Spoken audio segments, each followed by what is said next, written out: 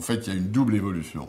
Il y a une évolution qui tient au positionnement des négociateurs commerciaux du Sud à l'intérieur de leur propre système.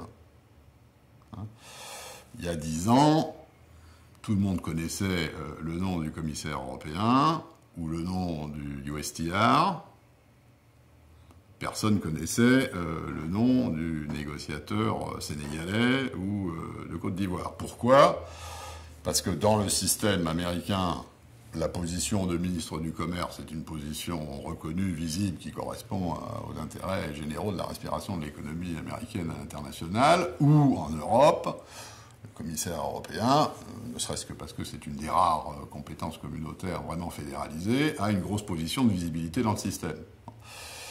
Ça compte, si vous voulez, parce que dans une négociation, le rapport que vous avez avec votre interlocuteur vient en partie du positionnement de cet interlocuteur dans son propre système de pouvoir.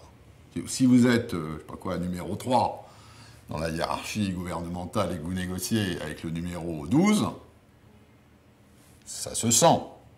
Hein, c'est même quelque chose de très important, et notamment pour tous les observateurs.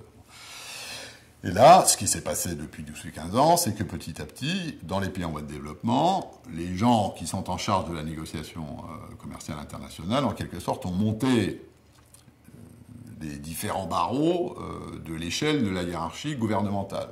De telle sorte qu'aujourd'hui, ils sont, si je puis dire, ils ont une présence politique, ils ont une autorité politique à l'intérieur de leur gouvernement, vis-à-vis de leur Premier ministre, vis-à-vis de leur président, qui est différente.